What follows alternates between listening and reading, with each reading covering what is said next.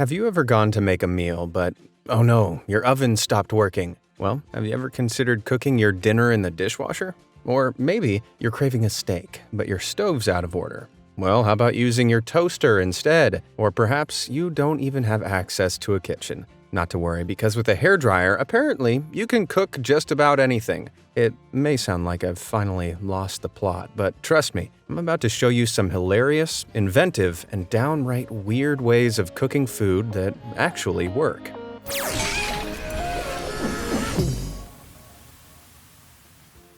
Car bonnet cooking. Back in 2017, the outback town of Birdsville in Queensland, Australia, broke the region's weather record as temperatures soared to a sweltering 108 degrees Fahrenheit. In the midst of this hellishly hot year, the Queensland police decided to demonstrate just how hot it was by cooking up a little breakfast on the go. They left a black frying pan covered in oil on the bonnet of one of their cars, which soaked up the midday sun. Then they cracked an egg into the pan.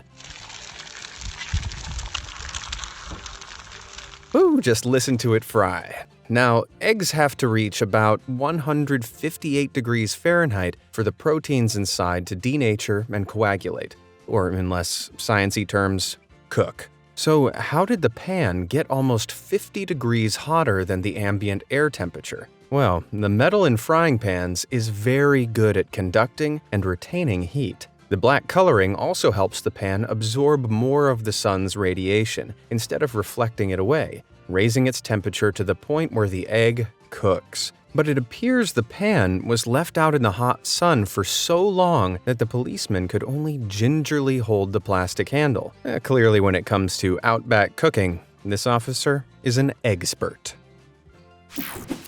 Sidewalk snack. If you thought Australia was hot, then you'll probably think Arizona, USA is pure hell. In June 2010, summertime temperatures in the town of Florence reached a roasting 117 degrees Fahrenheit. It was then that YouTuber Maddie Lewis decided to record just how hot the sun was making sidewalks by cracking an egg on one of them. Immediately, the egg began to denature, but then the video cuts out. After about a minute, the second video recorded by Maddie shows him flipping the egg, revealing its perfectly cooked underside. Oh my god, it is cooking. Now, concrete like this does have a relatively high capacity for heat, meaning it retains more solar radiation and can warm to high temperatures. But it's no way near as good a conductor as the metal in a frying pan. The Library of Congress claims that while it is theoretically possible for a sidewalk to reach egg cooking temperatures, it would need to be much, much hotter than 117 degrees. With this in mind, another closer look at the video reveals what looks like brown scorch marks on the ground. Could it be that this guy used some sort of blowtorch to heat up the sidewalk and get the egg to convincingly cook? Or maybe it genuinely had gotten hot enough to fry an egg. How do you think he did it? Let me know down in the comments. Dashboard baking. Ever gotten your car on a hot summer's day only to feel like you've entered an oven? Well, instead of sticking to your seats, why not stick some cookie dough on your dashboard? Now, dashboard baking is something of an urban myth, but there is a little truth to it if you live somewhere super hot like Texas, Nevada, or Arizona. With temperatures that can soar over 120 degrees Fahrenheit, the heat trapped in metallic structures like cars can see the interior temperatures rise more than 40 degrees in just an hour. Exposed to the sun, the dashboards of many of these vehicles can reach a sweltering average of 157 degrees Fahrenheit. Incredibly, this is about the same temperature that cookies begin to bake at. Though, without getting any hotter, they take a lot longer to cook through. So if your car's hot enough, you can perch a platter of cookie dough on your dashboard, and a few hours later, you'll have a batch of barely baked, slightly anemic-looking cookies. Just like Mom used to make. Cooking with lava. How do you like your steak? If the answer is really well done, then you're going to love this next method. The Lava Project at Syracuse University, New York, is a combined art and geology project. which allows students and researchers to observe lava in a lab setting. Molten basalt rock, which makes up about 70% of the Earth, melts at a spicy 2,300 degrees Fahrenheit. That's more than 4.5 times the hottest setting on most ovens. Now, with that being said, these researchers put their laboratory lava flow to the ultimate test, seeing how well it could cook a steak. By setting up a makeshift grill over a trough, the researchers cum chefs laid out the meat a few inches above the lava flow. The steak needed to be flipped in a matter of seconds, and the lava beneath was so hot that the dripping fat from the steak caught fire and almost destroyed the food. But the researchers weren't done there. To add to their meat feast, they put a few hot dogs and fish slices on the grill. After just 2 minutes, everything came off the rack black, burned, and practically incinerated. If this is anything like the way I grill, though, that'll still be raw in the middle. Volcano barbecue. Elsewhere in the world, there's no shortage of natural lava to help heat up meals. Over in Siberia, Eurasia's tallest volcano, Klychevskaya Sopka, erupted back in 2020. While most people would be running for cover, a team of crazy Russian volcano enthusiasts opted to climb the erupting giant to get a better look. On their way, they tested just how hot the ground was getting by cooking up a pack of sausages on the surrounding molten rock. You can even hear them sizzling. According to these mad mountaineers, the sausages were cooked in just 15 minutes, so that's dinner and a show. Over the ocean in Iceland, though, a few researchers came up with a more elegant solution to grill their sausages over lava, rather than throwing them on the ground. This handled grill is a stroke of genius, though I'm not sure if a handle made of highly combustible wood was such a good idea. Either way, to put that much effort into the design, the researchers must really lava good barbecue. But it's not just hot dogs you can cook via volcanism.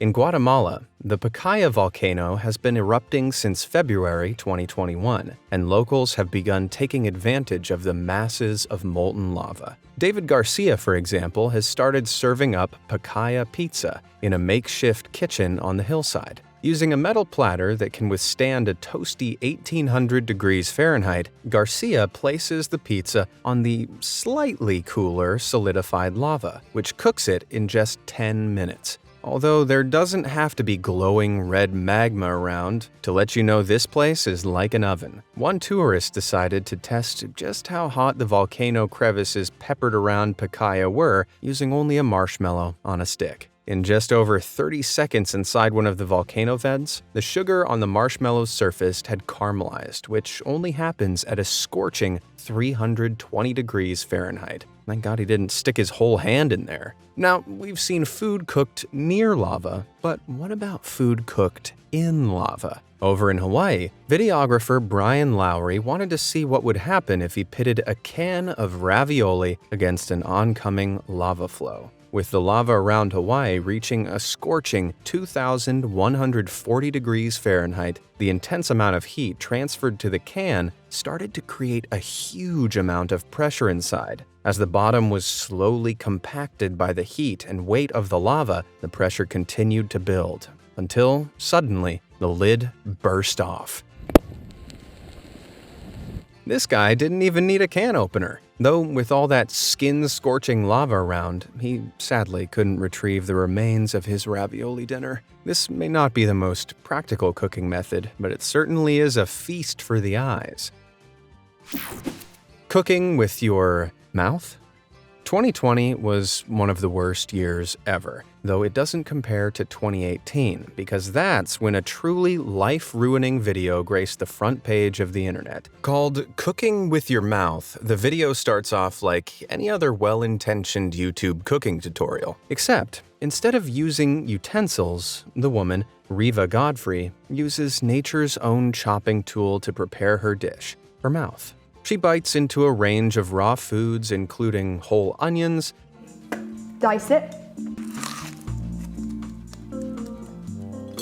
Just a bit teary. garlic, And there we go. It's really hurting my tongue, but you know, coriander,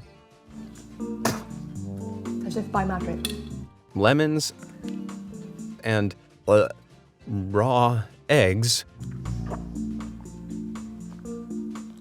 before spitting the chomped up food into a large mixing bowl. She even goes as far as to crunch up a little salt and pepper, and I think you can see the pain and regret on her face afterwards. Peppercorn.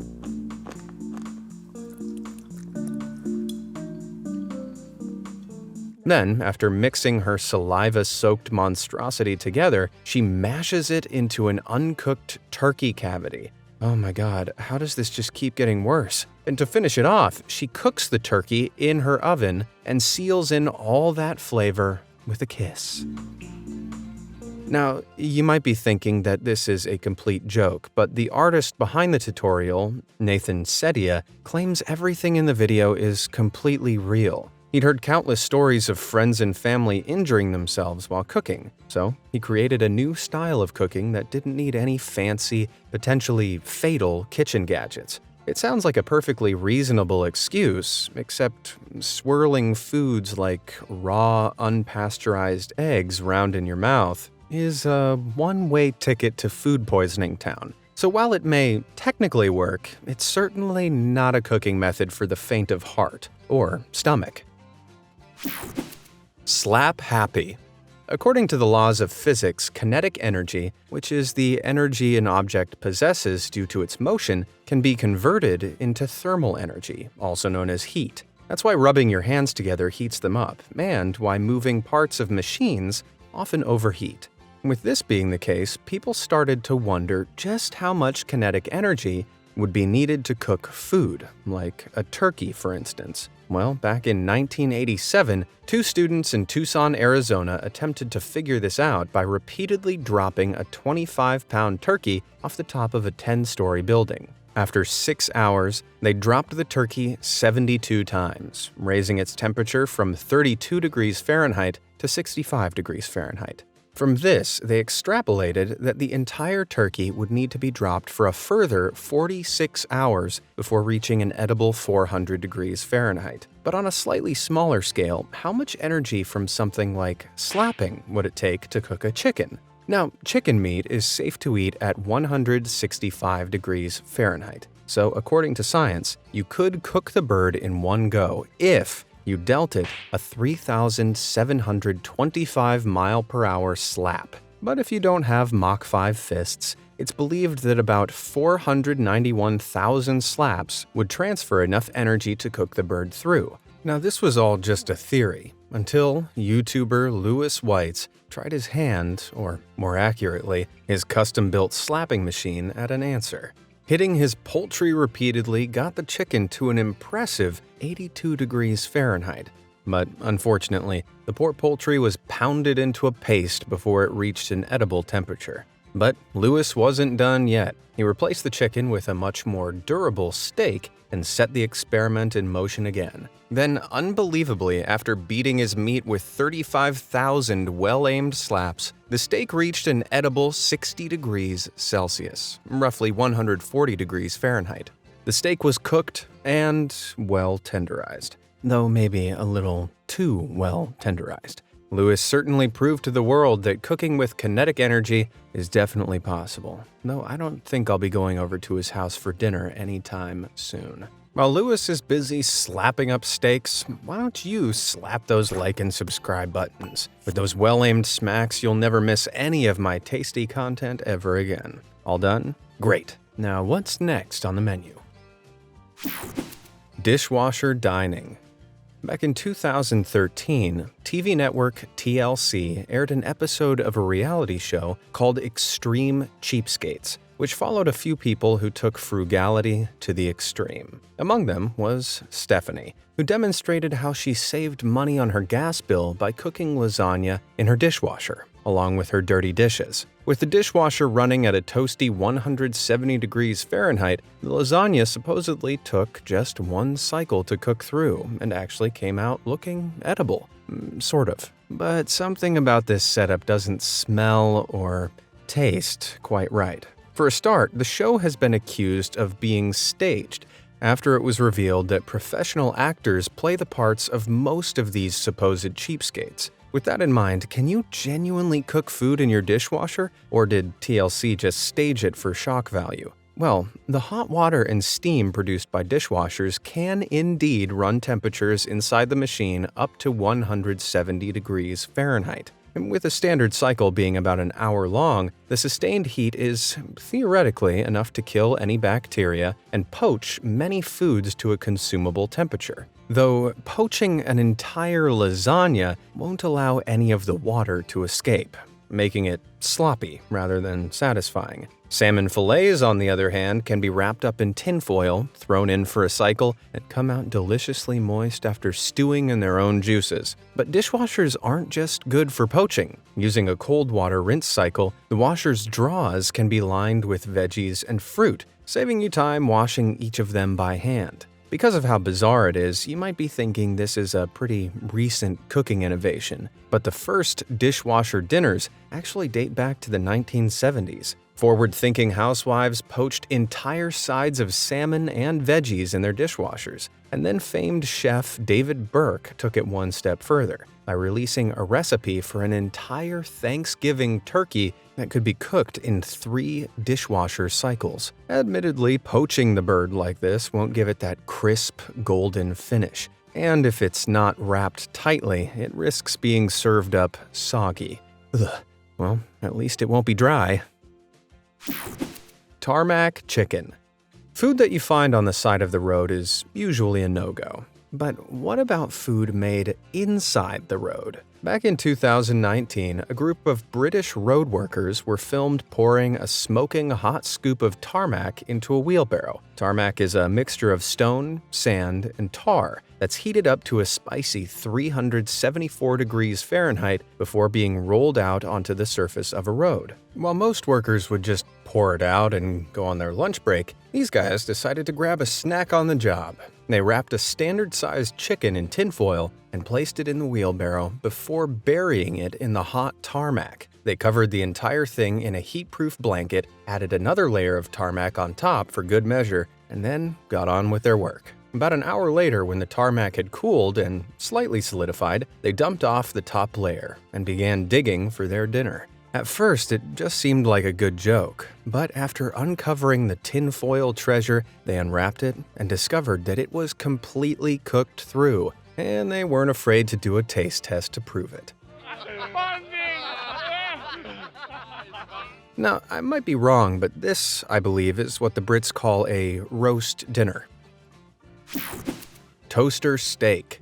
If you're a TikTok teen, then there's a good chance you've already witnessed the weirdness in this next cooking method. Back in 2020, TikTok user It's Me Juliet posted one of the most polarizing videos the world has ever seen. In it, she takes 2 perfectly good steaks and slides them into her toaster. Anyone who appreciates a good steak is probably feeling very itchy right about now. But after a few minutes, the sacred steaks popped up perfectly cooked. I'm a medium rare man myself, but even though that steak's a little brown for my taste, this cooking method looks really well done. Just like a piece of toast, the steak is cooked by the loops of nichrome wire laid out inside. These nickel and chromium alloy filaments hold an electrical current, heating each of them until they glow red hot. Through radiant heat, the air around the filaments reaches a toasty 310 degrees Fahrenheit, and the steady supply of heat rapidly cooks whatever's inside, be it bread or steak. There's just one big issue though. Unlike a slice of bread, the fat within a steak begins to break down when it's cooked. In a pan, this isn't a problem, but in a toaster, the fat drips down and pools at the bottom, becoming a huge fire hazard. So unless you want to ruin your toaster and potentially burn down your house, for the love of steak, don't try this TikTok at home. Grilled cheese sandwich. Staying in a place that doesn't have a kitchen, like a dorm or hotel, can be really annoying, especially if you're craving something simple like a grilled cheese sandwich. But you don't need a stove, a toaster, or even a kitchen top to make a grilled cheese. All you need is an iron, some aluminum foil, and your soon-to-be toasted sandwich, obviously. First, you spread a layer of butter on the outside of the bread, and then construct the sandwich and wrap it up in the foil. After heating up your trusty iron to the hottest setting, you simply apply it to the foil, wait 30 seconds, flip it, and repeat. Irons can reach a toasty 428 degrees Fahrenheit, which is actually hotter than the standard toaster. And by using a metal-based covering, the heat is quickly conducted to the sandwich, which melts the cheese while toasting the buttered bread without messing up the iron. Because butter has a low melting point, the milk solids in it brown and crisp quickly, speeding up the entire process by giving the bread a quickly toasted texture. And voila! A strangely cooked yet satisfyingly toasted grilled cheese sandwich. Hairdryer hack. The beauty community will probably hunt me down for saying this, but it turns out your hairdryer can also double up as a crazy culinary appliance. Because the air a hairdryer blasts out reaches between 80 and 160 degrees Fahrenheit, a sustained stream of hot air is enough to heat up foods with low melting points, like chocolate for s'mores. But what about actually cooking food, like eggs for instance? Well, as we established before, an egg has to reach about 160 degrees Fahrenheit to cook. So by whacking a hairdryer up to the highest heat possible and training it on an egg, you can cook it through. However, the force of the airstream splashes it all over the place, which left this unlucky tester with a very sad-looking breakfast. But this hairdrying hack gets even wilder. Like I said before, chicken meat has to reach a minimum internal temperature of 165 degrees Fahrenheit to be safe to eat. But to permeate all the meat, it has to be left in an environment that's much hotter for about an hour or so. Now, a hairdryer on its own can only heat one section of the bird at a time, taking much, much longer to cook through. Unless you tightly wrap the bird in foil, like this guy has, and trap all the hairdryer's heat inside. By balancing his hairdryer on a stick, this guy has inadvertently created the world's weirdest oven. But after just 1 hour, the bird was apparently completely cooked and ready for eating. I don't know about you, but this mad method really blew me away. Underpanned pancakes.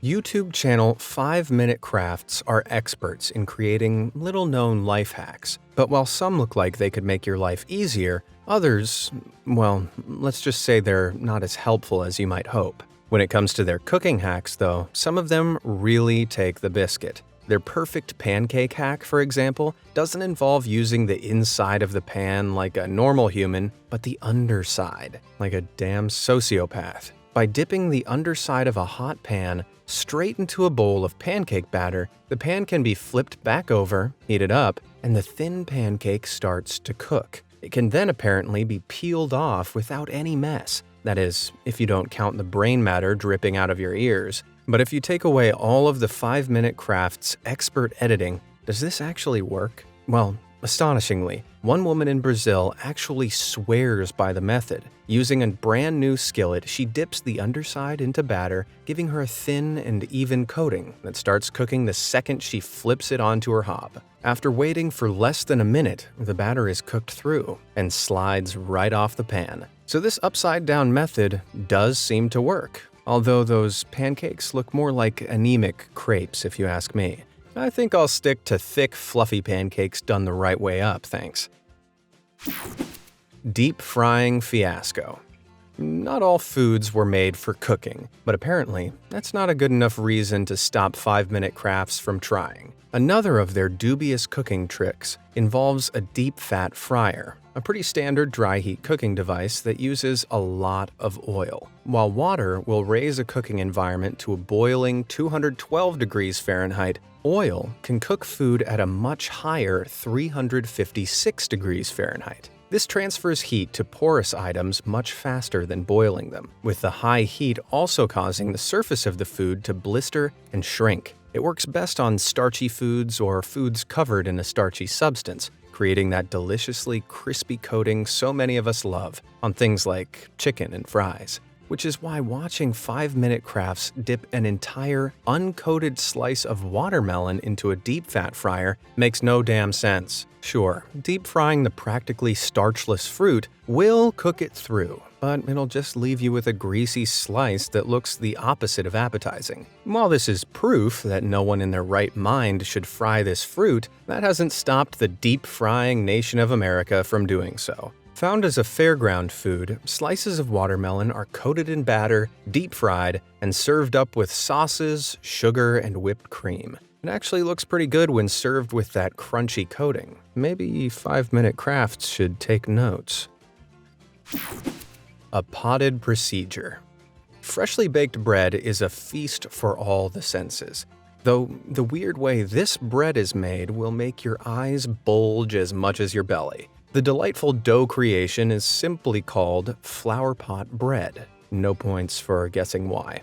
Unlike normal bread, which is usually baked in a metal tin mold, this dough is baked in clay or terracotta flower pots. It may look a little odd, but years ago, when metal wasn't a widely used material, heat-resistant clay pots like this were often used to bake bread. As a porous material, the clay can draw out the moisture from the dough as it cooks, while distributing the heat evenly, leaving a perfectly brown crust all around. While the method doesn't add anything to the flavor of the bread, I can sure taste a lot of whimsy just by looking at it. Which of these methods made your jaw drop? And did any make your stomach rumble? Let me know down in the comments below, and thanks for watching.